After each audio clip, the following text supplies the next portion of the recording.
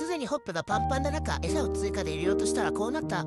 おやつをあげようとしたらすでに口の中にペレットが入っていました。さすがにおやつは諦めるかなと思っていたら、このようにして一生懸命口の中に入れています。この後のシマリスの動きに注目。このように首を上下に動かします。これは頬袋に餌をたくさん入れるためにする行動と言われています。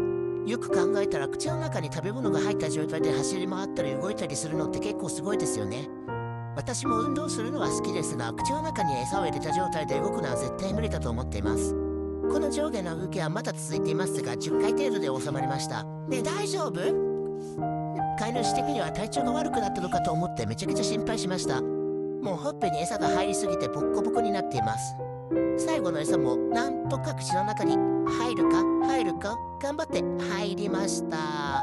あんまり上下に顔を動かすのは良くないので、これからは餌の量を調整していきたいと思います。